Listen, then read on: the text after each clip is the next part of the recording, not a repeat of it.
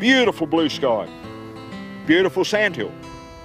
But it could be a dangerous place if you had no water. And I'm going to show you how to get water out that sandhill. Beautiful water like that. Now before I get started, let me introduce myself. My name is Jack Absalom. I presently live in New South Wales in the mining town of Broken Hill. But for most of my life, I've lived and worked in the Outback. I grew up in some very harsh, rough country where I had to learn the tricks of survival. Look, you can perish in country like this, but if you know what you're doing, you can keep yourself out of trouble. These days I make my living as an artist.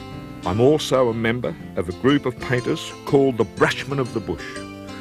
The Brushmen are very well known in Australia and also in many other countries. I've made a lot of films showing people how to survive in the Outback and also the changes that I've noticed in the environment over the years. Now, I get to travel all over Australia making films. And this is what this film is all about, showing people how to travel the outback of Australia safely. 4 gallons. If they bust, I only lose 1 gallon or 2 gallons. Much safer.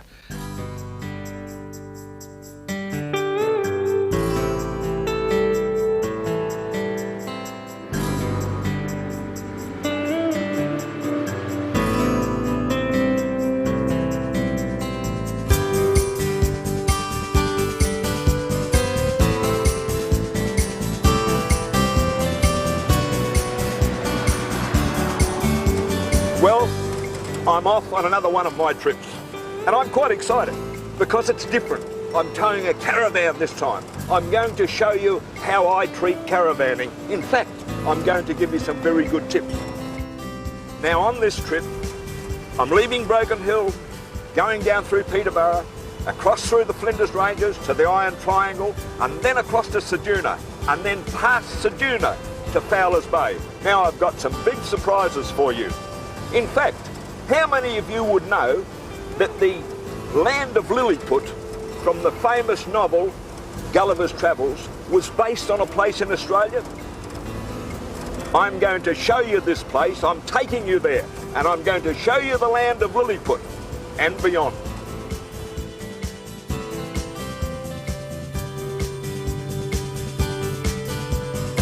This is the main road out of Broken Hill into South Australia.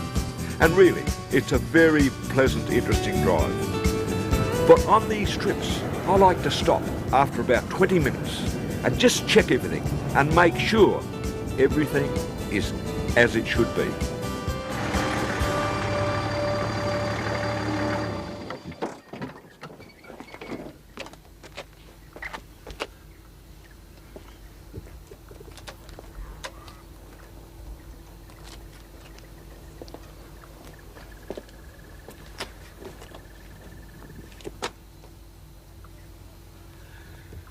This is a habit I've cultivated over the years. I always stop after a little while and just check the car, because in the hustle and bustle of getting on these trips, you could miss something. The car may not be connected to the caravan properly, maybe a tyre half down, but especially these wheels. I have done the bearings and I've checked the brakes, and I just want to make sure that they were not overheating. Security in my book.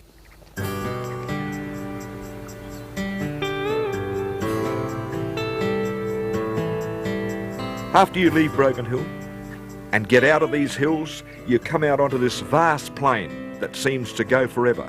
And the first town of any size that we're going to come to is Peterborough in South Australia. Peterborough was once a great railway town. Now, it still is on the main line from Broken Hill into South Australia, but really, its glory days are long since gone.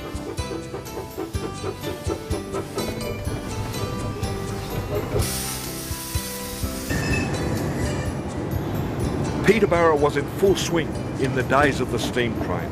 There were huge railway workshops here, and hundreds of locals just earned their living by working for the railways.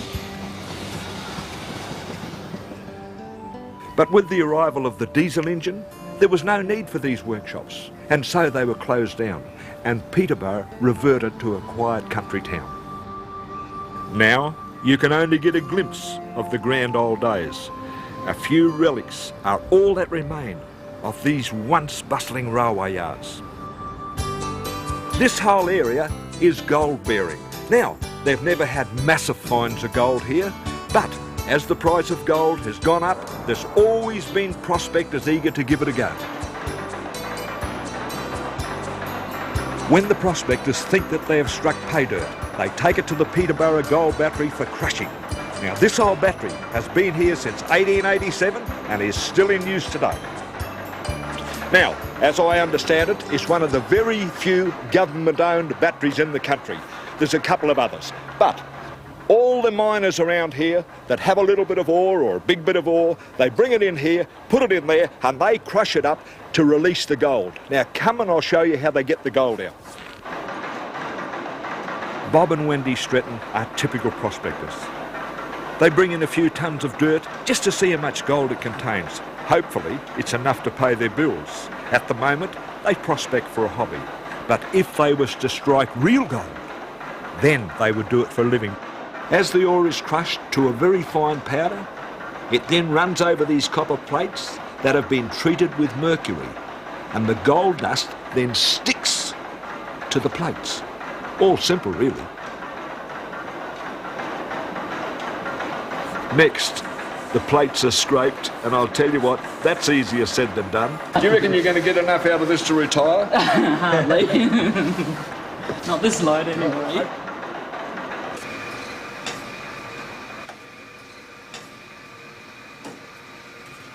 These scrapings off the plate are smelted.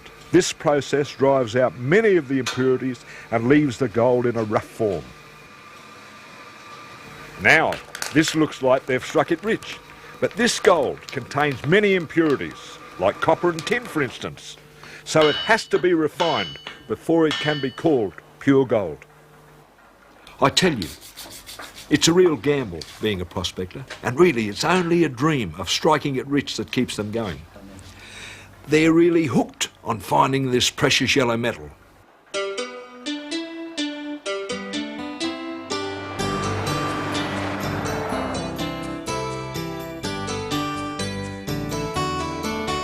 This country is on the eastern side of the Flinders Ranges, and it's pretty all the way through here. And there's plenty of small towns, and most of them have a story. This is Oyster, and most people, just like me, drive straight through and say, gee, not much of a town, love. But in this building is a real surprise. Hello, Beth. Jack Absalom. Beth Catford owns the Yesteryear Costume Gallery, and it's one of the best collections of antique clothing I've seen anywhere in this country. Where we start, over here? Yes. That's marvellous, isn't it? In fact, Beth is so passionate about the collection, she has built a special room to house it in. What would be the most valuable piece? When you look at some of the gowns, I have some 1850s dresses. Probably they could be the most valuable. They are completely hand-stitched. Why collect clothes like this? Because I think this part of history has been very much neglected. Silverware and chinaware, they will keep forever and a day. But fashions, they change, and as time goes on, these gowns will disintegrate.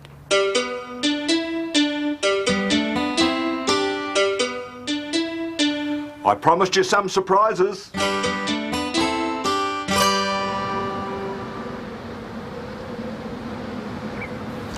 Now, while I'm still in this Oyster area, there's something I want to tell you about. I'd love to show it to you, but I can't. But roughly in the 1850s, people started flocking to this area. They were all going to be farmers. They were going to make fortunes. And they did. They opened up this whole country here. And it wasn't very long before there was giant land disputes. They were writing to the government was getting annoyed over it, and it said to one of its surveyors, a chap by the name of George Gordon, now get up there for God's sake and sort this out. There's a hell of a mess. Now when he got here, he was stunned to see where they were farming, because our George was a very observant man, and as he rode his horse along, he realised that where the blue bush and the salt bush started, farming, as we know it today, ploughing, had a finish because there was no water. It was too dry that side. you had to be south of that blue bush and salt bush. So he marked this line right across and said, farm inside that, no worries at all, go outside of it and you'll go broke. They didn't believe him. They said, this bloke's an idiot, he doesn't know what he's talking about. A lot of them went outside. But just a little few years, they'd all gone broke. You can see the country dotted with these farms today. And 130 years later, now, he was still right. Go outside of that, no good at all. Stop inside, and you do well. From Orroroo, I've taken Horrocks's Pass over the Flinders Ranges. You get a marvellous view of Spencer's Gulf from here, all the way through to Port Augusta. And the building that dominates this area is the power station. Late in the evening, this building really lights up. Looks like a ship in the night. But before it gets dark, I like to make camp. 4:20. Now somewhere between 4 o'clock and 4:30, if I've been driving all day, I give it away. I've had enough. And I always like to set up camp in daylight. Don't like doing it in the dark. Now I'm going to camp out there tonight out in the scrub. So what I look for now is a little track running off, always into the wind.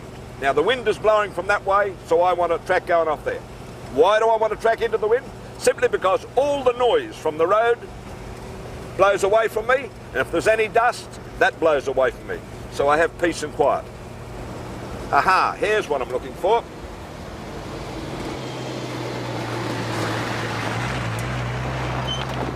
Now that I've pulled up here, picked the little spot I want, little bit of protection behind the trees, I'm going to make the whole thing comfortable for me. First thing I'm going to do is disconnect the car from the caravan and set the caravan up to make it solid. You watch. Now what I'm doing here is getting the van level for a start off. Now I have a level on the door that I can check. Now this is the critical part. The van is level. I am going to now lower the front of it 2 inches or 50 mil. There to there.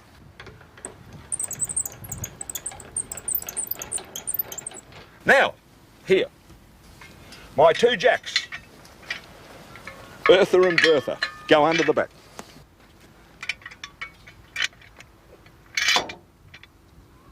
Now what I've actually done here, I had the van level. Then I lowered the front 2 inches. That means the back came up 2 inches. Then I've jammed these 2 jacks under. Now I go to the front and I wind it back up that 2 inches. And that makes the van so rigid that you can turn on a storm what you like and that van will not move. Now that is the correct way to set up a caravan.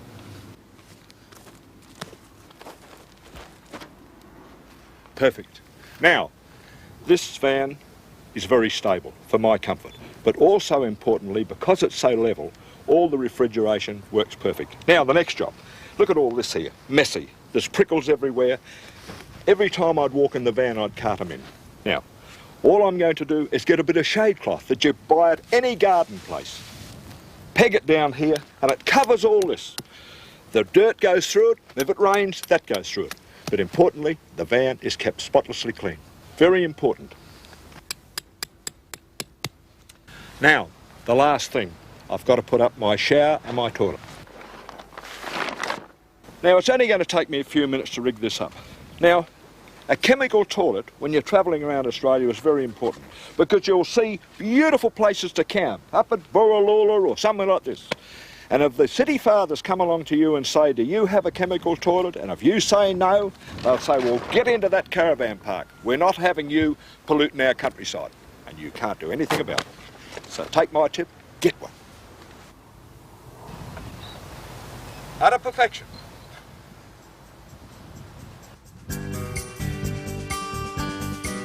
I always enjoy this stretch of road west of Port Augusta with the tent hills away in the background.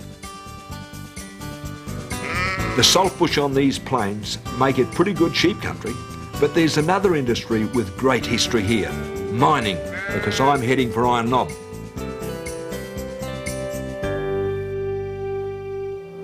I have a marvellous story for you today, because I'm here at Iron Knob, and Iron Knob's the name given to all these iron ore mines around here. And why it's an interesting story is that this is the birthplace of the steel industry of Australia. The explorer John Eyre noted iron ore here as far back as 1844.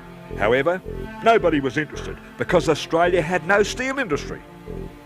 But the mining company BHP had used the iron ore in the refining at Port Pirie of the silver, lead and zinc from the Broken Hill mines. Now, BHP realised that this was one of the purest deposits of iron ore in the world.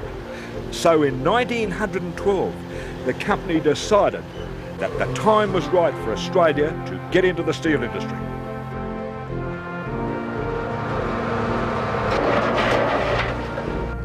And now what I want to do is take you down to Whyalla, to the steelworks, and show you the second part of this story. Well, this is the next part of the story, because here is the very heart of Whyalla's steel-making industry. This is the blast furnace that turns the iron ore into iron. The iron ore is put in the top with the coke, and then when it comes down in a molten state, it comes along this runner to the middle part where the slag is taken off the top. When it gets to here, it's molten iron, then it goes down underneath into the big ladles, and then it is taken across to the steel making plant. And that blast furnace turns out 3,300 tonnes of iron a day. Isn't that amazing?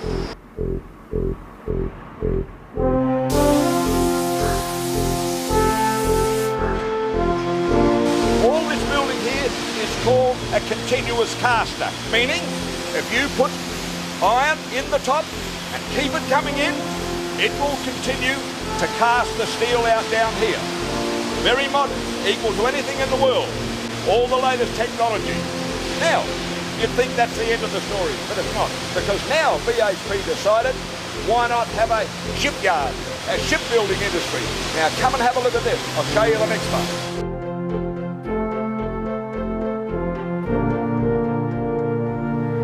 That was the first ship that was launched from the new shipyards at Whyalla. It was a corvette and it was called the Whyalla. Now, in 1941, it went on to the East Coast and did escort work. Then very quickly it went up to New Guinea, did minesweeping work, did charting the waters there before we drove the Japanese out of the islands. Then it was with the Pacific Fleet, with the British for a while. And then in 1946, it was decommissioned and bought by the Victorian government as a tender and looking after the lighthouses in Port Phillip Bay and all this sort of thing. Then an important thing happened. The Whyalla City Council got a tip that it was to be broken up and sold for scrap. This was sacrilege, the first ship to come from here. So they negotiated very quickly, bought it for $5,000, sailed it over here, and at a cost of $560,000, brought it up the same slipway that it was originally launched. Brought it a couple of kilometres inland across the saltbush plains to put it there, where it is today as a tourist attraction. And that is a very nice story. As I move south down the Eyre Peninsula, it's mainly farming country through here, but I still want to talk to you about mining. But this time, it's a very different sort of mining, and it's a very special sort of rock thereafter.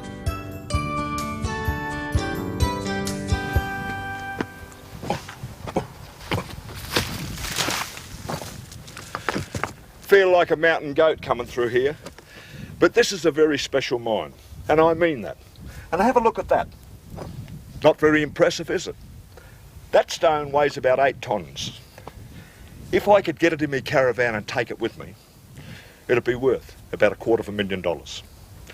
Now, I'm not going to tell you what it is, but come and have a look what they do with it.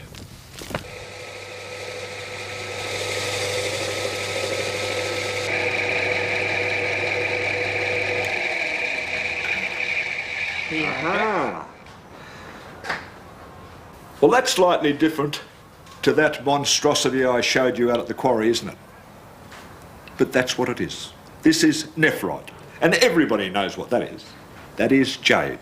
And here at Cowell in South Australia, Cowell has the first known commercial deposit of jade in Australia. Very, very special stuff. Hardly recognisable, is it? Beautiful stuff, Jade. Very impressed with it.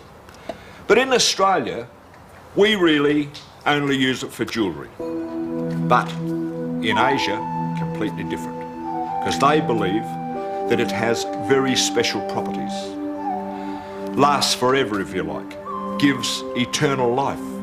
So it's quite common when relations die to bury them with a piece of jade and give them eternal life, if you like.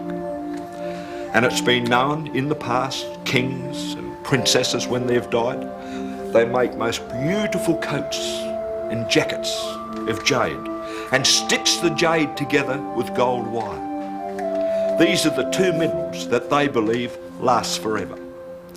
Now, here in Cal, one of the big export earners are these jade urns, which are being exported to Asia to hold the ashes of their deceased relations. And that is very good business today. As promised, showing you little things that I take with me in the bush. Now this one here is a whizzer as far as I'm concerned, because I've got it hooked to my 12-volt battery, and what it does, it converts the 12-volt power to 240 coming out of here. Now, say for instance from a television, just plug the television in and switch it on. So easy, it's not funny. Not only televisions, say for instance you want to do your washing. This used to be the original washing machine. People would just put their water in, bit of soap powder, throw their clothes in and put it in the van or in the back of their car, and as you went along it moved and moved and did the washing. When you got there, rinsed it out, hung it on the line. But have a look today, look here. Agitates and everything just the same as your washing machines at home. Marvellous thing. All I do here is just plug this in, instantly, washing machine. Now you've got to admit that that is something to take with you. What I would like to speak to you about today is the weak points on a caravan. Now, to me, it's this area here, the springing, the wheels, the bearings. Now, I suggest to you that you always carry a set of inner and outer bearings and the seal. Now, I can explain it better here. This is that part there. Now, I always carry one of these just in case I was to do them nuts or bolts, I'd be in trouble. But here, you have a bearing goes there, and you have a bearing goes there, and you have a seal that seals it up. All very important, especially this seal, because if you pick up a bit of wire on that axle, and when it winds around, you'll find out that it goes in there, tears your seal out, the dust gets in, and you've done your bearings. Look, a set of bearings, you've got two bearings like this. That's all it is, the cup and the bearing. They fit in there. Then the seal goes on and that's it. But don't leave them in the box, put them into a packet of grease like this. Look, that's mine. Now the next point is, sometimes when you go off-road with a van, you might have a stone that hits these U-bolts, which connect the spring to the axle. Now, if you break one of those off, you have not got any spring on the axle, you can't control the caravan. So you must carry a pair of them. So you carry that, you carry the bearings like that, you've got no hassle at all. If you want to go that far, by all means, but you must carry them. All the time that I've travelled in the bush, for many years, I continually hear arguments about people talking about whether they should leave their fridge on when they're travelling or shut it off, why do caravans blow up and all this sort of thing. And really, it's not the fridge that's the trouble. Come and I'll show you.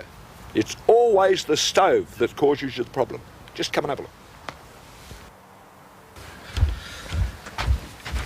Now, this is my fridge, this is my stove. Now, why I never run with my fridge on is that I find if I run it all night, I've pulled up here in the afternoon, runs all night, it is cold enough and it'll hold till the next night. That's one reason. The second reason is I don't feel comfortable travelling along with that flame in there going, because you pull up by a service station, you could ignite the petrol. Very dangerous. But there's no risk there from gas. The risk is here, because we have no control on this like we have on there. Once that goes out, it shuts the gas off. But here, you can accidentally leave the stove on, or one of these jets gets switched on, and the van gradually fills up with gas, and that supplies the flame. Woof, blows apart. Danger. But look, there's way out of this. Underneath here, there's a switch on the pipe coming in. Turn it off after you've had breakfast in the morning before you start travelling. The gas cannot come from there now. So even if you run with that on or off, you please yourself. That's safety. But there's another little tip while I'm in here. See this? Windows. Now, always travel with the windows closed when you're going along. Now, I have seen vans go past me with their back window up or their front window up. Now, they could have forgot them. But the moment a big semi goes past and that rush of air into the van, I've seen them just blow apart because there's nowhere for the air to go. Something's got to give.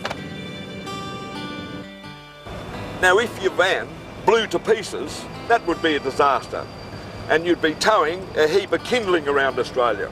Who wants that?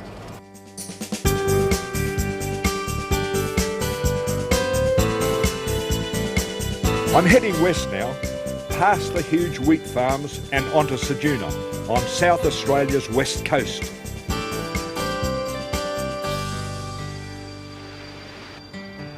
You have to travel a long way to get to here, but it's worth it, because this is the very special place I promised to show you. Now, most people have heard about the book Gullivers Travels and the land of Lilliput and the little people, where Gulliver got shipwrecked in a storm, woke up on a beach in the morning, he couldn't move, he'd been pinned down by the little people. Because here, at Ceduna, is the land of Lilliput. Find that strange? Not really, because the Dutch explorers in 1627 had mapped this whole coast. So when Jonathon Swift was writing the novel Gullivers Travels, he based all the readings on the maps, the old Dutch explorers. And the Dutch called this Newt's Land. And really, they were going to have a settlement here 70 years before the first fleet had even left England. Ceduna, the land of Lilliput. There aren't any little people here, but when Swift wrote Gulliver's Travels, this newly discovered place was really at the end of the earth, a new and strange land. Mind you, there is a strange thing called a razorfish that is not a fish, but a mollusc. Got it. Now, why they're called razorfish is simply you don't let your hands slip along them, because they are like a razor. Now, see, I'm pulled out slow. See that?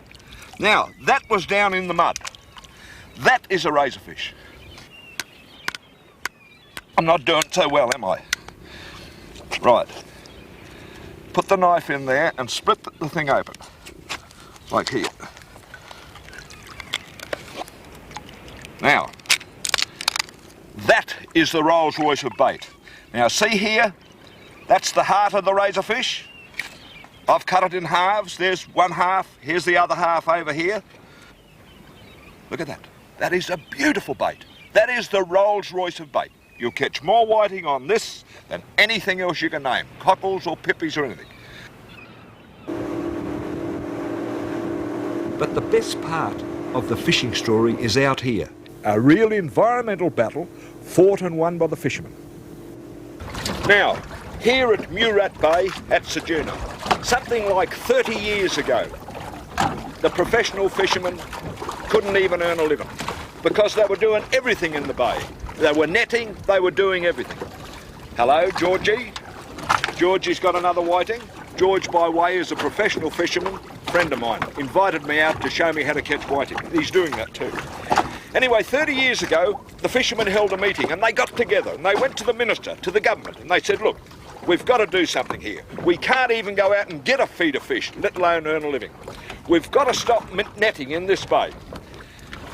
And the minister wouldn't have a bar of it. And it took them something like 4 years to convince him to stop netting and just say have hand lining, like George is doing now.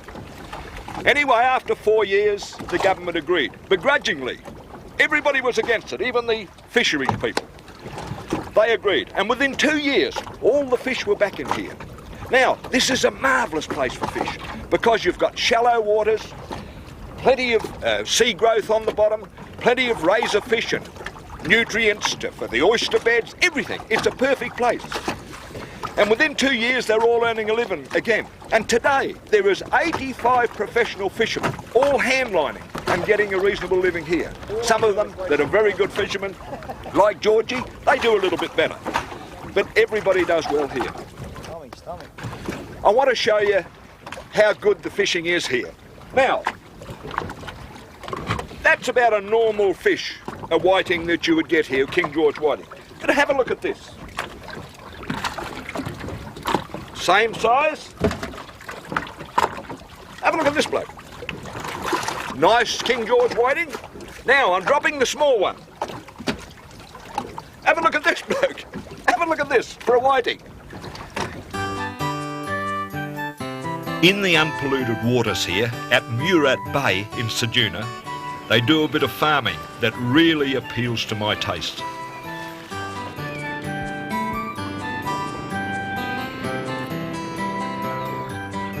This has got to be one of the best films I've ever made, this one. In fact, I hope to spend a couple of days here. Wonderful. But look, I've got a big shock coming over here and seeing these oysters because I never really knew they existed. Heard whispers, but this would be one of the best kept secrets in South Australia, over here at Ceduna, all these oyster leases. And the way they're doing it stunned me because I'd never seen it like this before. Every other time was always on sticks. They had sticks in the ground with oysters hanging up everywhere. And here they've got them in baskets. It's unreal. But Leon, why do they do so well here? What's the reason? Well, Jack, a couple of reasons. First one is the clean waters of South Australia. Right. We don't have pollution here at Ceduna. Secondly, we've got a massive tide flow. The water comes in around the point behind us and flows right through the lease. So we always have a clean exchange of water twice every day. Right. And thirdly, we have the north wind off the water. So therefore, we tend not to have too much heat problem.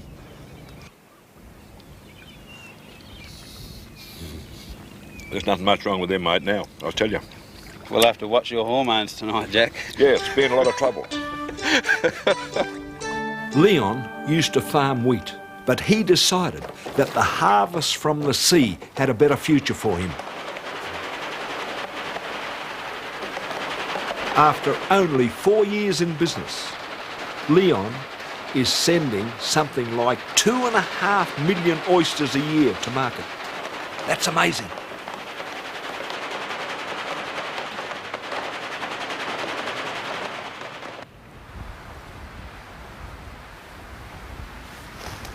See that behind me?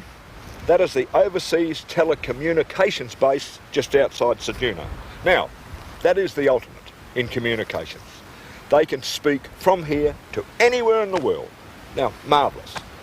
But that's not much good to you if you broke down in the bush and wanted to contact somebody, simply because you can't carry it with you. But in my car, I have something that will do everything that does. And it's portable. I carry it with me. Because in here, to me, this is more valuable than that. Because this is my Flying Doctor set. The Royal Flying Doctor Service flies doctors and nurses to remote areas to look after the sick and injured. Now it operates right throughout Australia. And to do this, it has a huge radio network, simply to stay in touch with the people of the Outback. Now, if you're going on a trip into the remote area of Australia, it wouldn't be silly to hire a Flying Doctor radio. Then, in an emergency, you just call the base and you can ask for help, or you can ring your friends. 2 November, Quebec, calling VNZ Port Augusta. Come in, please. 2 November, Quebec. Good afternoon, go ahead. Hello, Port Augusta. Look, could you hook me onto the radio telephone? I'd like a Sydney Now, this number. call is a social call to a mate of mine. His daughter got married on the weekend, but I've missed the wedding. But in remote areas, you need a good radio. Not a CB set, but a powerful high-frequency set just like this. Like I said, They're easy to hire, and if things go wrong, the radio could save your life. November, Quebec. I have that number online. Go ahead, please. Now, John, what I'd like you to tell us now, you had the daughter got married yesterday, which is wonderful. Tell us about the wedding. Over. The wedding went off brilliantly, Jack. The bride looked lovely in a slim white gown and overlaid with white lace. That's not bad for a father's description, is it? Thanks, John. That was wonderful. You astounded me with that description. Over and out.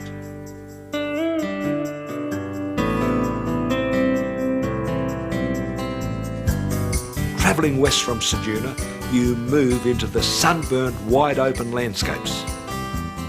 And if the windmill is part of Australia's rural landscape, at Turnon, they've developed it into an art form.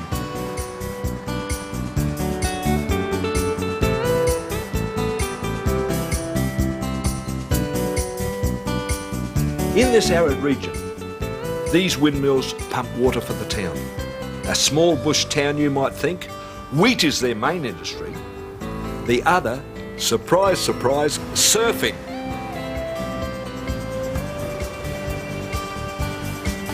What do you think of that for scenery? Isn't that something? And this here is Cactus Beach, and it is a very special place. Simply because they come from all over the world to surf here, because there is 3 different breaks in the wave action. And we're here at about the start of the bite. In fact, the Nullarbor Plains start about 200 k's that way. You come down from Penong and to the coast, and it's here in South Australia. But that is something. Out here in these waters, you never know what you're going to get alongside you. You might even have a local seal.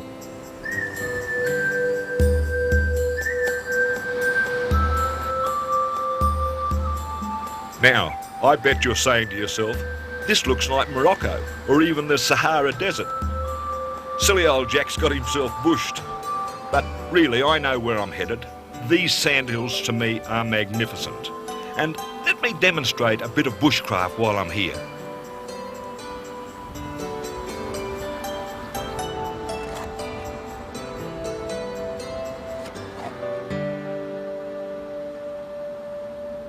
Beautiful fresh water. Now, what I'm going to show you here today could sometime save your life. And the secret is that bush I just felt there, because that was a coastal sword sedge. And wherever you see that, you know there is water. Not just dampness, there is water. Now, the water in this case is filtering out of nature's finest filter, the sand dunes, and coming down here. And then it just rests in under, on a hard base in underneath here.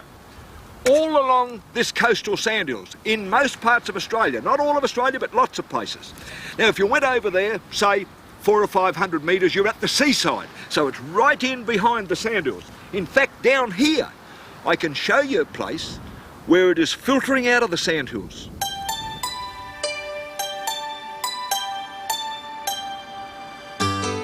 Now, this is the place I want to show you. You are on the far west coast of beautiful South Australia.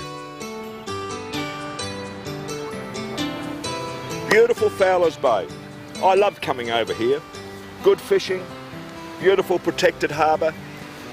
A lot of history here, because Fowler Bay was settled very early in 1800. In fact, it had a hotel, that's the building behind me, had a police station, a store, post office. And in 1840, Eyre, on his trips to Western Australia, started them from here. I thought that was very interesting. At its peak, it had about 100 people here, and there was a whaling station. And it doesn't appear that it was a permanent whaling station. It appears that they used to bring the whales and the seals into here, cut them up, and then send them by sailing boats to the markets. So there's a lot of history. And after the 1930 drought broke, there was 100,000 bags of wheat on that wharf to be loaded out away. So there must have been a lot of activity around here.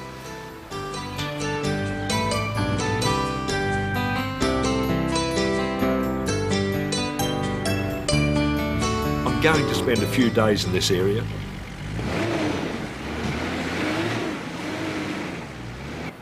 Once I sort this caravan out,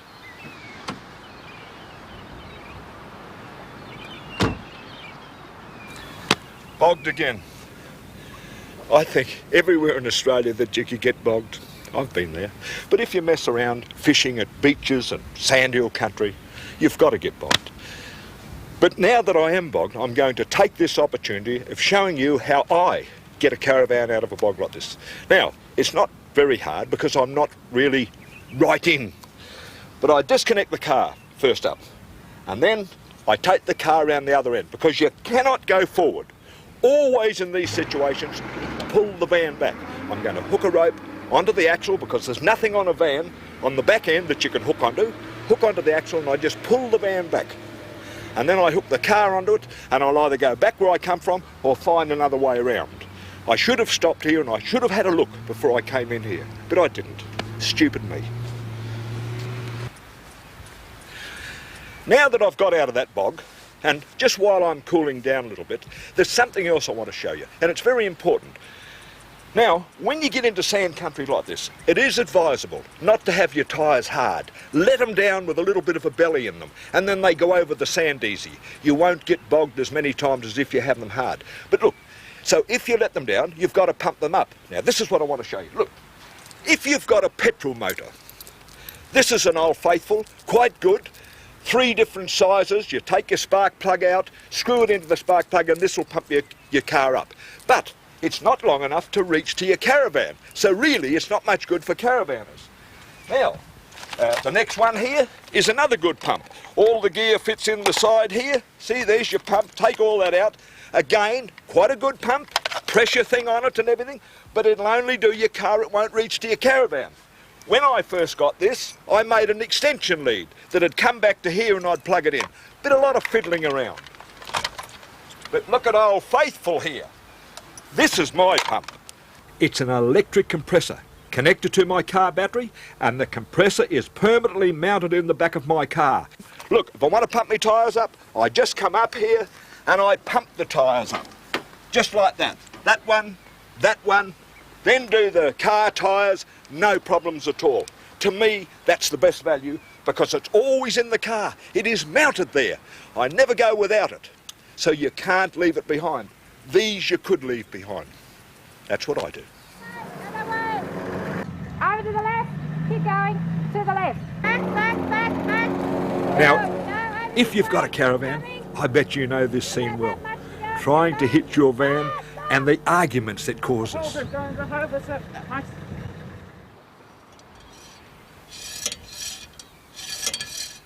Strange, isn't it? This here should be recommended by every marriage guidance counsel in this country, because this really saves a lot of arguments. Now, when I go away with the van, my wife and I travel, we have an argument every morning hooking up the van. A chap gave me this. He said, here, it'll save your marriage. And I tell you what, I think he's right. Because look, as that comes back, that pushes in, which brings that down, and when that comes down to there, I'm perfectly under the ball. I just undo these, drop the van on it, and away we go. No more arguments. Hard to believe, isn't it?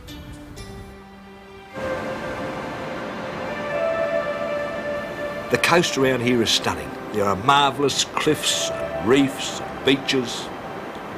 All along here, the fishing is great.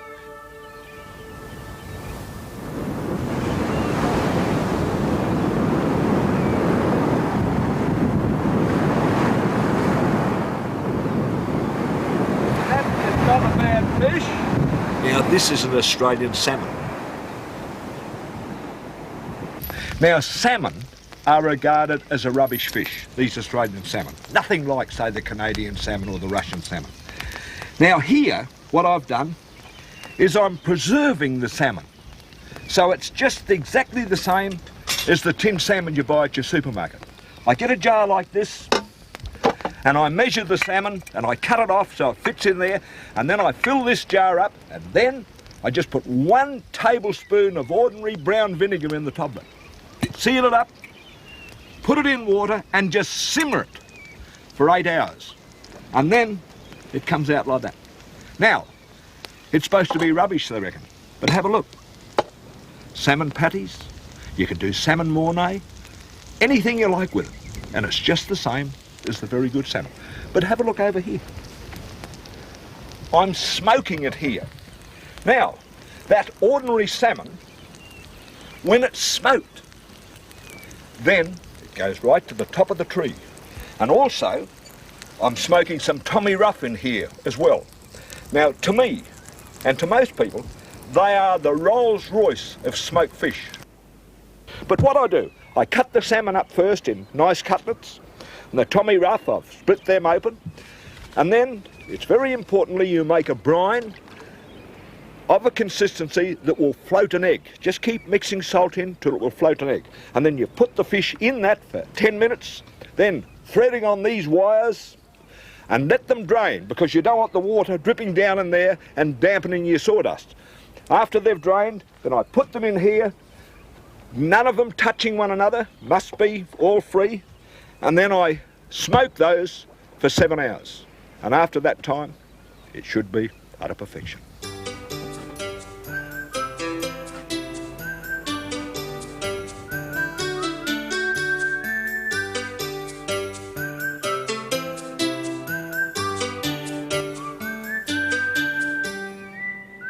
And all I've done here is brought them out and just wiped them over with a little vegetable oil, just in case there was a little bit of sawdust got on them or a little bit of ash or something.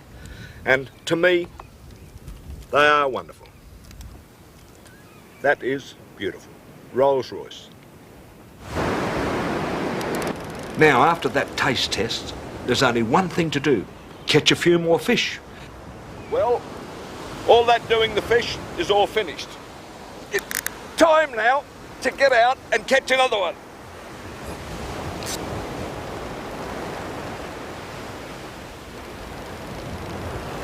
I've brought my mate with me over here. He's the real fisherman. Holds so many Australian records it's not funny. And he feels quite a nice fish. To me, I love to get over here because you can walk over those sandhills there onto the beach and nobody's ever fished here before. That's the feeling you get. This is a nice fish. Now, it's another salmon, I feel. And I've got to keep in front of my mate. I'm determined to knock him off. Beautiful fish. Now, things are getting serious here. I'll have to leave you, but I've enjoyed this trip immensely. I love giving you the little tips. You think about them. And it's a long time since I've seen Rex hunt with a fish like that. See you next time.